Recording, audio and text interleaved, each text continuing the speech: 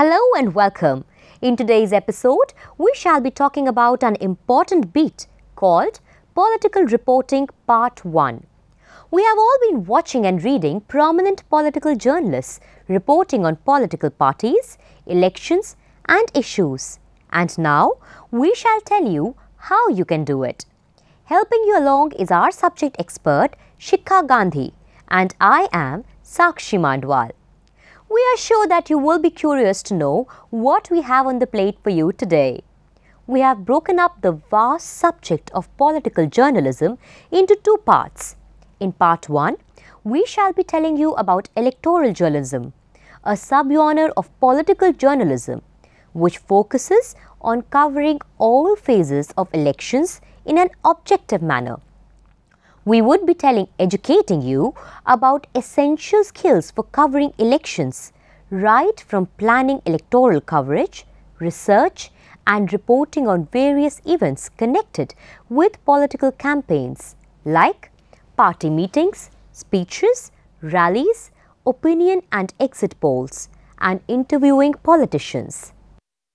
In part 2 of the program on political journalism, you would be told about legislative reporting, an essential of the political beat.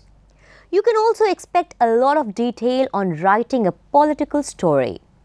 At the completion of today's program, you should be able to develop newsworthy story ideas about elections, have basic professional skills that enable you to cover election processes like rallies, debates, meetings and the Election Commission in a fair, balanced and non-partisan manner. Be able to interview politicians and report on opinion and exit polls. But before going any further, let's start with a basic understanding of political journalism.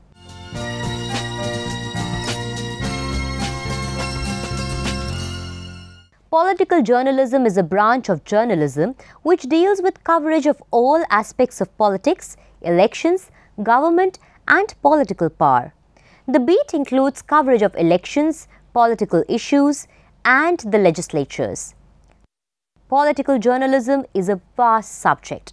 For simplification, it is divided into two parts or genres: electoral journalism and legislative journalism. Electoral journalism is a subgenre of political journalism which focuses upon and analyzes developments related to elections and political campaigns. Legislative journalism, on the other hand, is another subgenre of political reporting which focuses on covering events taking place inside the Houses of Parliament and state legislatures. As explained, we will be talking about covering the legislative journalism in part 2 of our program.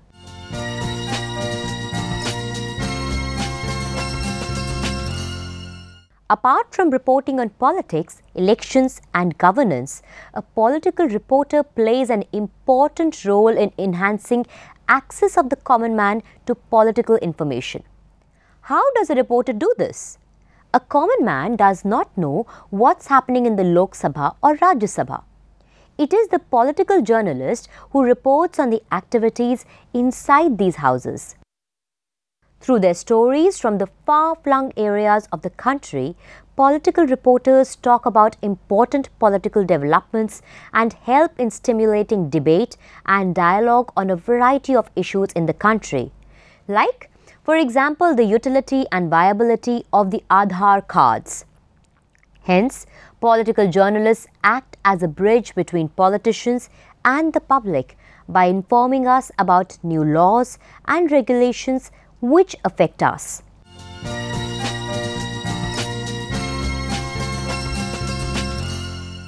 Before going any further, let's take a moment to consider what exactly qualifies as a political story and what makes it different from other types of reporting. Here are a few examples of political stories. There is a furor in the parliament over black money. A prominent political party holds a press conference rationalizing the increase in diesel prices. XYZ party announces that they will pull out of the ruling coalition. The Prime Minister addresses the nation over economic reforms. It's easy to see that politics impacts lives, and that is just the tip of the melting iceberg. Fundamentally, the professional requirements for reporting on politics do not differ enormously from reporting on any other beat. But the ethical imperatives of accuracy, impartiality, and responsibility assume greater importance in political reportage. We shall be talking in detail about this important point in part 2 of our program. However, we are beginning with the tricky subject of reporting on elections.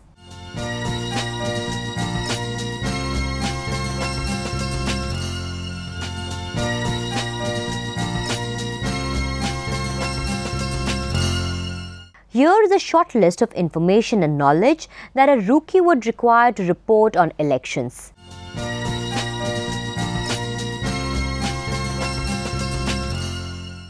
An understanding of political background and current political landscape. You should know the names of the main political parties, their central ideologies and leaders, and relative strength and popularity.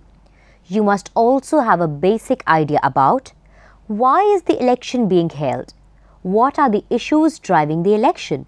Is it price rise, economic reforms, or something else? Who are the candidates? You should have information on past record of major parties, current promises, and financial and political strengths, plus the names of prominent party leaders.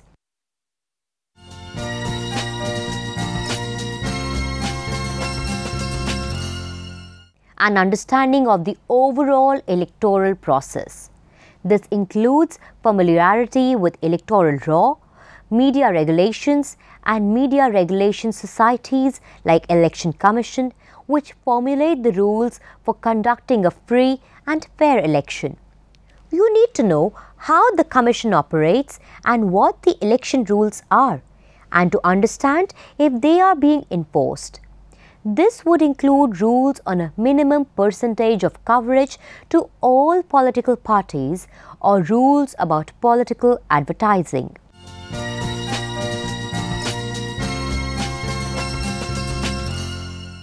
Detailed knowledge of issues like voter registration, the polling, and the vote counting process. So, you have to read the political history of the country, talk to experts and senior reporters, and are now raring to go out and report. Let's spend some time understanding what will be your role while covering an election as a political journalist.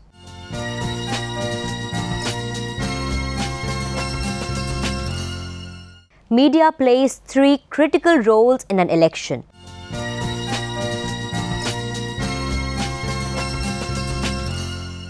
First, media informs people about the election, which includes reporting on the campaigns of all the political parties so voters can differentiate between them and make their own choices about casting their votes. It also provides opinions by columnists, commentators, and talk show presenters, and presents educational information from the Election Commission to inform citizens on who the candidates are, where to vote, and how to cast a vote in secret.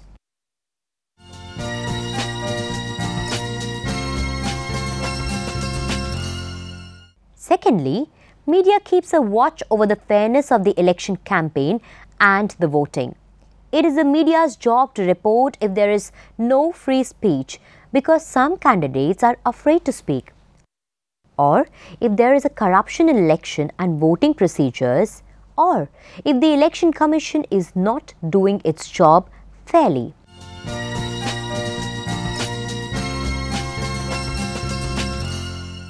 This is perhaps the most important role played by media. The election is not just for the politicians, it is also an opportunity for ordinary people to speak up, to say what issues they think are important and why. Media is supposed to be the voice of the ordinary voters who cannot speak up or have been ignored in the past. For covering any election, you have to plan your coverage in advance. You have to draw what is called the electoral coverage plan, as preparation is the most important part of good election coverage.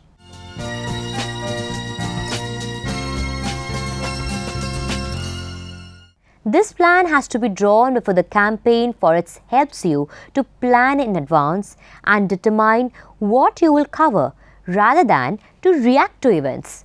In its absence, the party or candidate that creates the biggest noise will catch your attention and become the news. In order to know in advance the events being planned by various parties during the election campaign, you need to call each party and ask for the electoral calendar.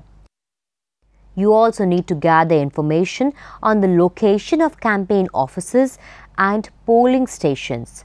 Make sure that you are absolutely fair and balanced while making this plan, factoring in the events and campaigns of politicians of all hues.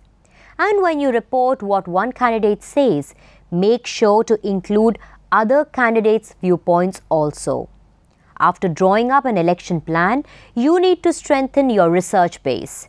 You can do this by gathering facts and figures regarding the parties and politicians. This information will help you beef up your stories and make them more interesting. You will have to go step by step.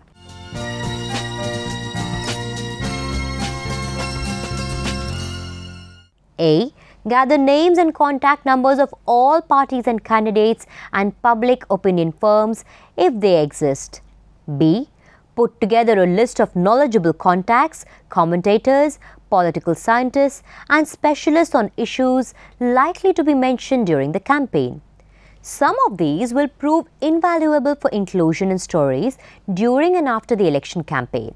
C. It is important to gather statistics from the past, such as who was in what party in the last election and how many candidates each party had. Also gather background on each candidate and on each constituency. D. Keep updating this information through research, press releases and the latest newspaper and internet reports for providing context to your stories. Also, take time out to follow politicians' blogs and party websites for information and story ideas.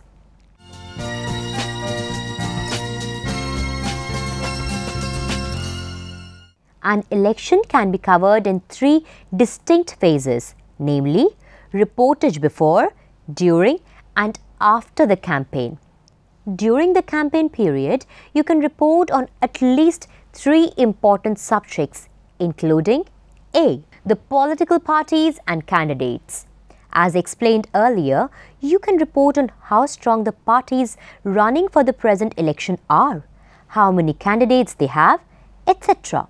Through this type of stories, you are providing voters with information about each party in the fray. B. Issues. Each political party will have its own views about what are the most important electoral issues and why voters should elect that party. Your role is to report on the differences between parties on the same issues and to give voters enough information to compare their positions. C. Voting process. You will provide information about the election procedures to assist people in participating in the election process. This information includes explaining how voters can register, the length of the campaign, who will count the votes, how much money parties can spend on their campaigns, and many more concerns. Your stories could also focus on whether the rules are being followed without corruption or favoritism to any one party.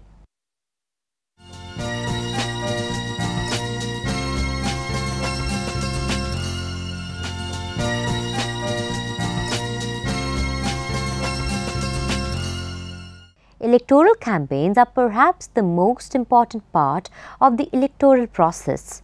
They are also the longest and have the greatest media resources riding on them. Plus, they give you an opportunity to exert the maximum influence over your readers and viewers. What happens during a campaign? Parties, media strategies try to attract maximum media coverage for their candidates and try to get them portrayed in the most positive light for influencing voters. A campaign has a large number of events like political speeches, debates, rallies, and you have to cover all or at least most of them as part of your job. Remember, what politicians say is just one essential and important part of the way in which a campaign event is reported. But it is not the only part, which means that if you are covering a campaign event like political rally, you must include all these elements too. How many people attended the event?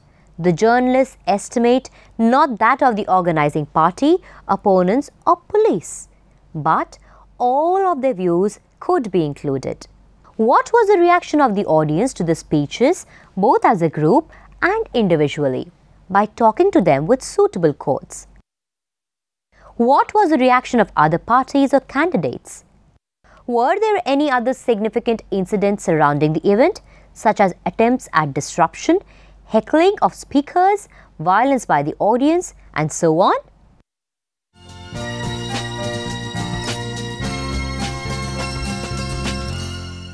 You may come across politicians and their aides trying to tell you what the news is or offer interpretations of the news to favor their candidates. This is called spin. You must include the opinions of other major candidates, the counterspin, for fair balance in your reportage. It is better for you to think for yourselves, to ask the voters what they think, and to seek views of experts than just to rely on spin. Be aware of candidates who claim to speak on behalf of the people.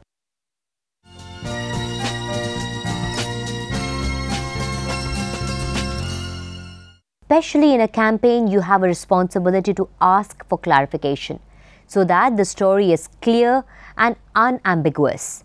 If a candidate promises a new program, ask how it is different from what existed previously.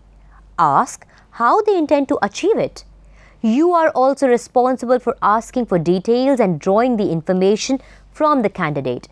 If the candidate says it is too soon to reveal details or we haven't worked out all the details yet, it is up to you to ask if the campaign promise is empty rhetoric.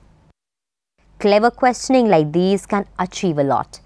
How can you make this promise if you do not know how you will achieve it? Why should people vote for you if your plan has no details?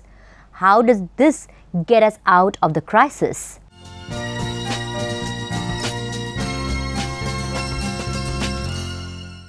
What is the aim of political speeches? To stir the loyalty of traditional supporters and attract new supporters by promising to solve their problems. They are designed to make other parties look weak and unattractive to voters. So, what do you keep in mind while covering a speech? Firstly, as a professional journalist, you do not make personal opinions or criticism of a speech in your news report, but you should give information about where it was given, by whom, and how many people attended, what was the reaction of people in the streets, and what did the political opponents say. Be careful while writing or reporting. It should not land you, the reporter, in a legal cobweb. Remember, the reporter is also responsible for inflaming passion, and the law does not protect you.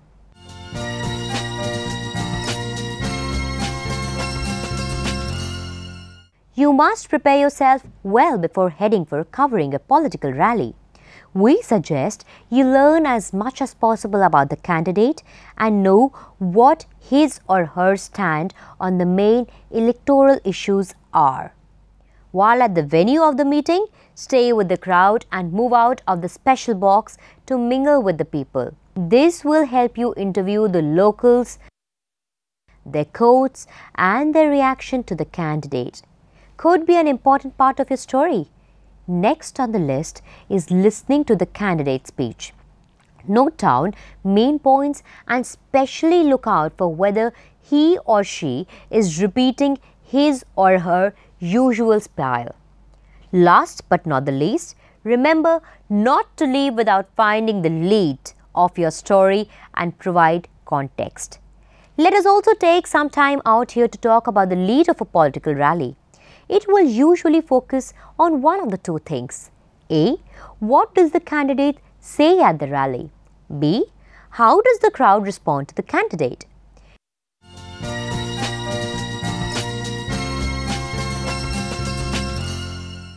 Political parties use opinion polls to discover what issues a sample of voters think is important. Opinion polls influence both the parties and the voters. Voters, because they like to know what their neighbors are thinking and may decide to vote the same way, and parties, because these polls can give them invaluable information about the needs of the voters. The thing to remember while reporting these pre-election polls is that they are only a brief sample of people's opinions at the time they were asked. Polls cannot predict how opinions and votes will change if voters learn new information. These polls thus come with inherent dangers, like they are subject to manipulation at many levels: choosing the questions, choosing the sample, choosing the time to ask the questions, and so on. They can be manipulated by political parties or other interests to influence voters.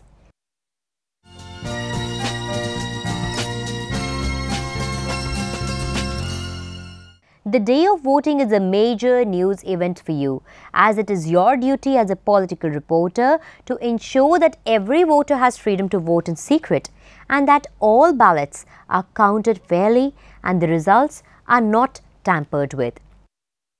You should observe whether the Election Commission rules on voting are enforced. If there is voter fraud or voter interference, this will be a big ticket story for you.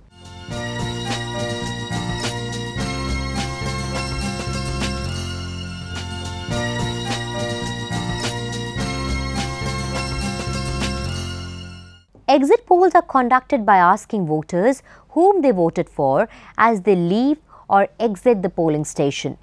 The two main purposes for the media is interested in exit polls are to try to predict the actual result of the election, to try to see if discrepancies between exit polls and real results indicate any faults in the election process. Well-conducted exit polls achieve a high degree of accuracy in predicting the winning candidates, but badly conducted ones can land you in trouble.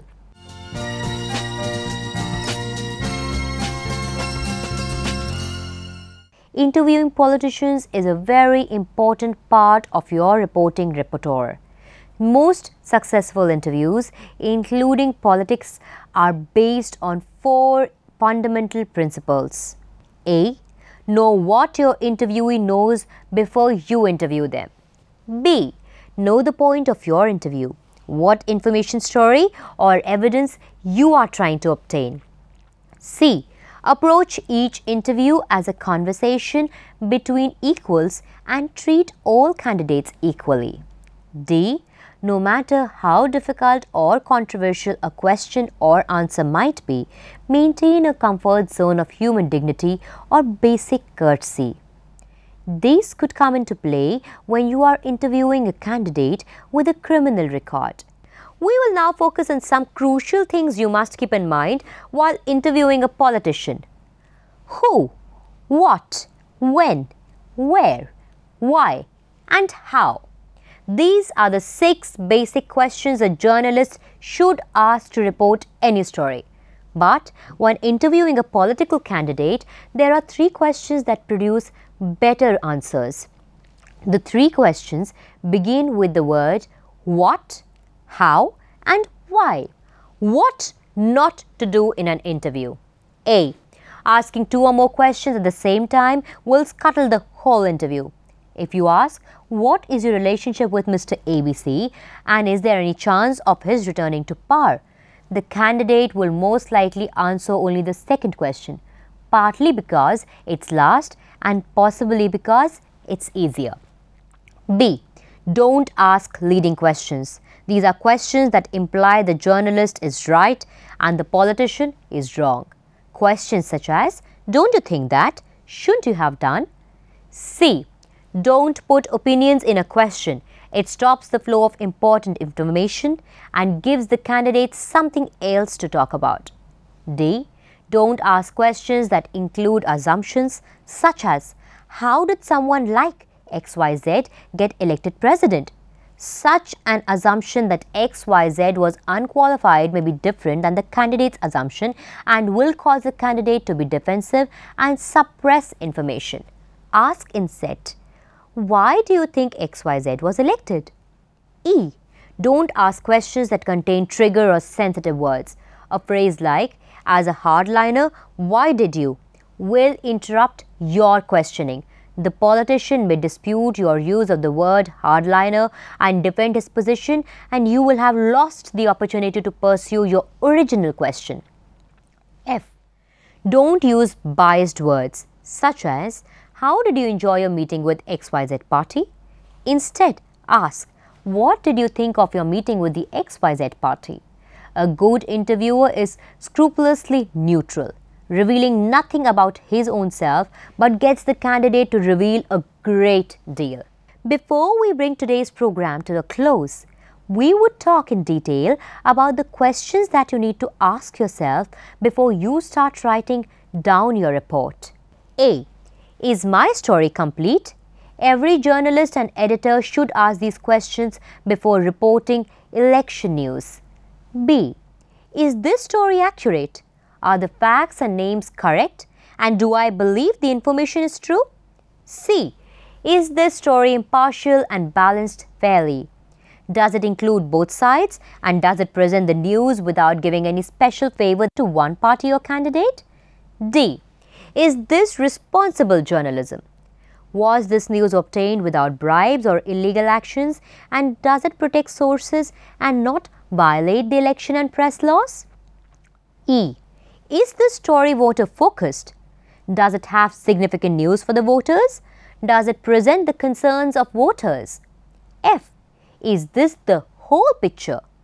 Do these words, photographs, television clips or audio tapes give a true picture of the most important thing that happened at the event? G. Will this news story help to make the voters well informed so they can vote wisely in their own best interest? H. Is this election free and fair? Is there other news about this election that shouldn't be reported? That's about it for today. We leave you now with a short recap of all that we have learned.